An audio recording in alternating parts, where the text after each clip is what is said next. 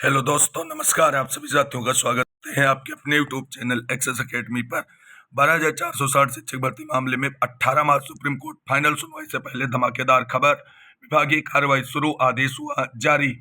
याचियों का सत्यापन का आदेश जारी। सत्यापन का विस्तृत शेड्यूल विभाग की तरफ से कर दिया गया है जारी। याचियों की लिस्ट भी हुई जारी, जिनको मिलना है याची लाभ। सत्यापन कैसे होगा तथा अन्य जो आप सभी के क्वायरीज है सत्यापन को लेकर के, उन सभी के जवाब इस वीडियो में मिलने वाले हैं। और फिलहाल आपको बता दें, थर्ड काउंसलिंग की सारी संभावनाएं अब समाप्त हो चुकी हैं, क्योंकि विभाग भी अब याची लाभ के लिए मामले को आगे प्रोसीड ऑन कर रहा है। तो जानेंगे सभी खबरों को विस्तार से इस वीडियो के माध्यम से। आप सभी साथियों से निवेदन है कि वीडियो को बिना स्किप किए हुए अंत तक देखें, जिससे वीडियो में शेयर की गई सारी जानकारी को आप आसानी से समझ सकें। वीडियो में आगे बढ़ने से पहले छोटी सी रिक्वेस्ट है, प्लीज वीडियो को लाइक करें, दोस्तों में शेयर अवश्य करें।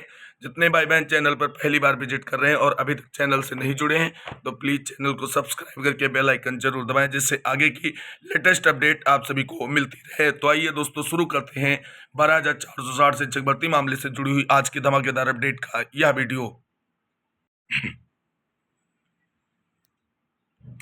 दोस्तों, यहाँ पर आप सभी लोग देख सकते हैं, कार्यालय सचिव उत्तर प्रदेश बेसिक शिक्षा परिषद प्रयागराज की तरफ से एक ऑफिशियल विज्ञप्ति जारी की गई है, जिसमें कहा गया है 12,460 सहायक अध्यापक भर्ती प्रक्रिया के अंतर्गत माननीय सर्वोच्च न्यायालय में योजित सिविल अपील संख्या 4139/2024 अर्चना राय व अन्य बनाम उत्तर प्रदेश राज्य व अन्य में पारित आदेश के अनुपालन में वेबसाइट basiceducation.up.gov.in/ पर उपलब्ध कार्यक्रम के अनुसार निर्धारित प्रारूप पर सूचना के साथ स्वयं यानी वैध पहचान पत्र के साथ उपस्थित होना सुनिश्चित करें। सुरेंद्र कुमार तिवारी, सचिव उत्तर प्रदेश बेसिक शिक्षा परिषद प्रयागराज की तरफ से यह ऑफिशियल विज्ञप्ति सुप्रीम कोर्ट के आदेश के अनुपालन में जारी कर दी गई है।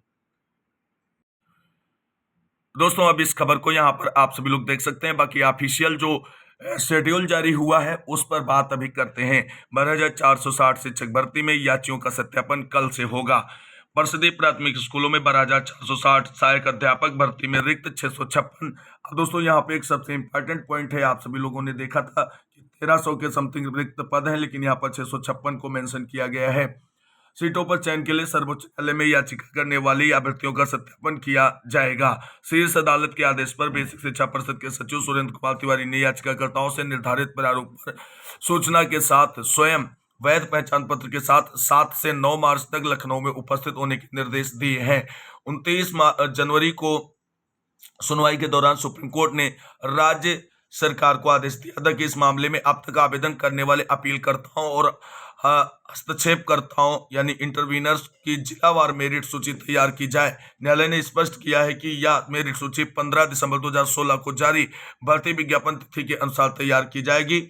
इस मामले की अगली सुनवाई 18 मार्च को निर्धारित है। इस आदेश से तकरीबन 9 साल से नियुक्ति की प्रतीक्षा कर रहे अभ्यर्थियों में उम्मीद जगी हुई है। तो ये देख सकते हैं, सत्यापन शुरू कर दिया गया है याचियों का सुप्रीम कोर्ट के आदेश के अनुपालन में। अब सबसे बड़ी बात यहाँ पर ये आती है, किन किन याचियों को मिलेगा लाभ। क्या 29 जनवरी सुप्रीम कोर्ट सुनवाई के बाद जो याची बने हैं उन्हें इसमें शामिल किया जाएगा या नहीं किया जाएगा? तो इन सभी सवालों के समाधान के लिए उत्तर प्रदेश बेसिक शिक्षा परिषद की तरफ से एक विस्तृत पूरा याचियों की लिस्ट जारी कर दी गई है, और किस किस आईए किस एसएलपी के याचियों को इसके अंतर्गत काउंट किया जाएगा, उन सभी प्रश्नों को यहाँ पर स्वयं विभाग की तरफ से समाधान के रूप में प्रस्तुत कर दिया गया है।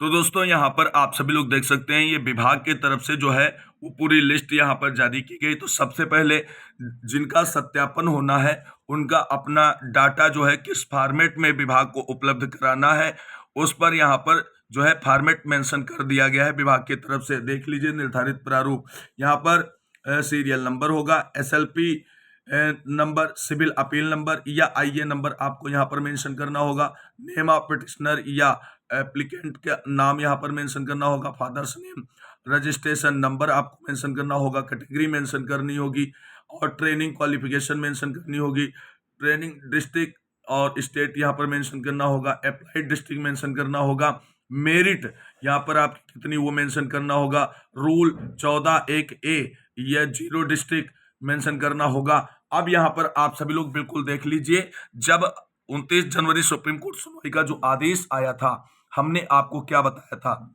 ये वही चीजें बिल्कुल यहां पर क्लियर हो गई हैं। हमने कहा था कि 0 जनपद और 51 जनपद दोनों को शामिल किया जाएगा, और वही चीजें यहां पर आप सभी लोग देख लीजिए इस फॉर्मेट में डिटेल में मांगी गई हैं।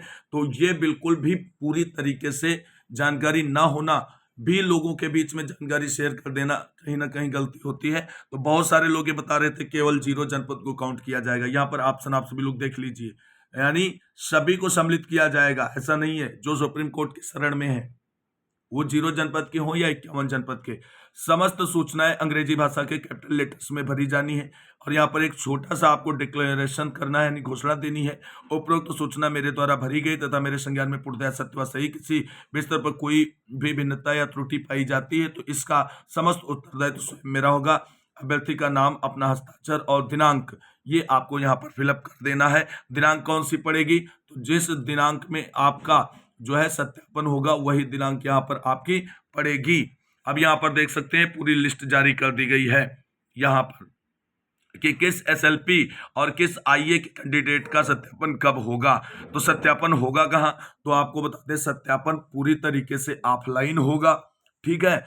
और राज्य शैक्षिक एवं तकनीकी संस्थान उत्तर प्रदेश लखनऊ यानी एससीईआरटी लखनऊ में होगा। वहां पर आपको व्यक्तिगत रूप से जाकर के ऑफलाइन अपना सत्यापन कराना है।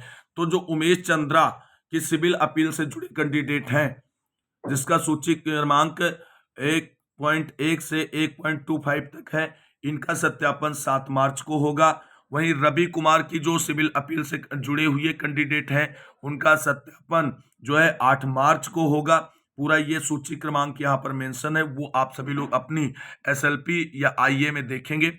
रूप सिंह के सिविल अपील से जुड़े वाले साथियों का जो सत्यापन है वो 9 मार्च को होगा। यहाँ पर पूरी एसएलपीज मेंशन की गई, इस बात का आपको ध्यान रखना है। यहाँ पर जो भी एसएलपी या आईए मेंशन है उन्हीं को ही सत्यापन के लिए जाना, इस बात का विशेष ध्यान रखना। और ये देख लीजिए प्रातः 10 बजे से 7/3/2006 के लिए भी यहाँ पर जारी कर दिया गया सिविल अपील नंबर 4131/2024, ये पूरा मेंशन है Umesh Chandra versus state of UP के नाम से। अब यहाँ पर जो इनकी पूरे कितने देख लीजिए, यहाँ पर मेंशन है टोटल 9 पिटिशनर्स एंड टोटल 1436 आईए एप्लीकेंट्स या इंटरविनर्स। तो यहाँ पर ये पूरी लिस्ट है, आप सभी लोग देख लीजिए। और उसके बाद ये पूरी लिस्ट यहाँ पर जारी की गई है, सबके नाम है, इन जिनकी नाम है इनको वहां पर जाना ही है। अब ये 8 तारीख को जिनका जो है सत्यापन लगा हुआ है उनकी ये पूरी यहाँ पर लिस्ट है, ये आप सभी लोग देख लीजिए, ये पूरी लिस्ट है यहाँ पर। इसके साथ साथ 9 मार्च को जिनका सत्यापन है वो उनका सबका यहाँ पे डिटेल मेंशन है। और इसके साथ साथ यहाँ पर आप सभी लोग देखेंगे कि ये पूरा जो है विभाग की तरफ से क्लियर कट शेड्यूल और सूचनाएं जारी की गई हैं, जिससे किसी भी प्रकार का कोई डाउट ना रहे। तो दोस्तों इस बड़ी अपडेट के बाद यहाँ पर कुछ आपके पॉइंट जो बचते हैं कि सत्यापन के समय में ओरिजिनल डॉक्यूमेंट्स लेकर जाने हैं या फोटो स्टेट लेकर के जाने हैं। दोस्तों आप सभी को बता दें, आपके पास फोटो स्टेट कॉपी से भी काम चल जाएगा, लेकिन ओरिजिनल डॉक्यूमेंट्स अगर हैं तो ज़्यादा बेहतर है। अब बहुत सारे यहाँ पर भाई बहनों को दिक्कत ये है कि सेकेंड काउंसलिंग के समय उन्होंने बीएसए कार्यालय में ओरिजिनल डॉक्यूमेंट्स जमा कर रखे हैं जो कि अभी तक रिसीव नहीं किए हैं। अगर आपके पास समय है और आप प्राप्त कर सकते हैं तो अपने ओरिजिनल डॉक्यूमेंट्स प्राप्त कर लें और सत्यापन के समय उसे लेकर के जाएं तो ज़्यादा बेहतर है। अन्यथा काम आपका जो है वो चल जाएगा फोटो स्टेट कॉपियों से, लेकिन ओरिजिनल डॉक्यूमेंट्स आपके अपने पास होने चाहिए। जब सेकंड काउंसलिंग समाप्त हुई थी, चयन प्रक्रिया पूरी हुई थी, हमने चैनल के माध्यम से आप सभी को सूचित किया था कि भाई आप सभी लोग अपने ओरिजिनल डॉक्यूमेंट्स रिसीव कर लीजिए बीएसए कार्यालय से। जो नोटिस जारी हो रहे थे डॉक्यूमेंट्स वापसी के, वो भी हमने डिस्कस किए थे, लेकिन फिर भी आप सभी लोग पता नहीं क्यों इतनी लापरवाहियां करते हैं। और इसके साथ साथ अब बात आती है 29 जनवरी के बाद जो सुप्रीम कोर्ट सुनवाई हुई थी, उसके बाद भी बहुत सारे लोगों को याची बनाया गया, उन्हें याची लाभ मिलेगा, उनका सत्यापन होगा या नहीं होगा, ये सबसे बड़ा प्रश्न है। तो आप सभी को बता दें, अगर आपकी आईए या एसएलपी जो भी है अगर सुप्रीम कोर्ट में विचाराधीन है तो आपका सत्यापन होगा और आपको काउंट किया जाएगा। अगर अभी तक सुप्रीम कोर्ट में आपकी आईए एसएलपी विचाराधीन नहीं है तो आपको सत्यापन में काउंट नहीं किया जाएगा। ये बात आप सभी लोगों को कंफर्म रखनी चाहिए। और यहाँ पर एक प्रश्न आप सभी के मन में उठेगा कि यहाँ पर जो थर्ड काउंसलिंग के लिए अब क्या कुछ बचा हुआ है, तो आपको बता दें जिस तरीके से विभाग ने सुप्रीम कोर्ट के डायरेक्शन में मामले को निस्तारित करने की कार्रवाई शुरू की है, उससे थर्ड काउंसलिंग की सारी उम्मीदें अब समाप्त हो चुकी हैं। अब याची लाभ ही सुप्रीम कोर्ट से मिलने के बाद मामले को जो है क्लोज्ड किया जाएगा। तो 12,460 से चकबर्ती से जुड़ी हुई जो बड़ी अपडेट इस वक्त निकलकर सामने आ रही है वो हमने आप सभी को डिस्क्राइब की है इस वीडियो के माध्यम से। यहाँ पर आपको बता दें, अगर आपकी आईए या एसएलपी सुप्रीम कोर्ट में मेंशन है और इन जो लिस्ट जारी हुई इसमें नहीं दिख रही, फिर भी आपको टेंशन लेने की जरूरत नहीं है। आप अपनी आईए के नंबर के साथ में डिटेल जानकारी के साथ सत्यापन में उपस्थित हों और अपना सत्यापन कराएं। 9 साल का एक लंबा इंतजार और संघर्ष भरा इंतजार जो आपने नौकरी के लिए किया है वो फाइनली आपका समाप्त होगा और आपको नौकरी मिलेगी। एक बात आप लोग कंफर्म रखना, ये केवल और केवल सत्यापन है। विभाग सुप्रीम कोर्ट में विचाराधीन याचियों का डाटा कलेक्ट करने के लिए ये कर रहा है, क्योंकि यहाँ पर विभाग की तरफ से फिल्टराइजेशन करने में दिक्कत हो रही थी, इसलिए ये कार्रवाई की गई है विभाग की तरफ से। ये आपकी काउंसलिंग नहीं है, इसके बाद आपको ज्वाइनिंग नहीं मिलने जा रही, ये केवल और केवल वेरिफिकेशन है। और यहाँ वेरिफिकेशन में उपलब्ध याचियों को ही सुप्रीम कोर्ट में प्रेजेंट किया जाएगा विभाग की तरफ से और इन्हीं पर जो है मुहर लगेगी आगे की सुप्रीम कोर्ट से और विभाग की तरफ से इन्हीं लोगों को नौकरी दी जाएगी जो सत्यापन कराएंगे। अब सत्यापन अगर आप नहीं कराएंगे तो आपको लाभ नहीं मिलेगा 12,460 शिक्षक भर्ती के अंतर्गत। इस बात को भी क्लियर कट आप सभी को समझना होगा। बाकी पूरी डिटेल जानकारी, ये जो लिस्ट वगैरह है, ये सब हमने डिस्क्रिप्शन बॉक्स में दिए गए टेलीग्राम चैनल पर अपलोड कर दी है। आप सभी लोग वहां पर इसे चेकआउट कर सकते हैं।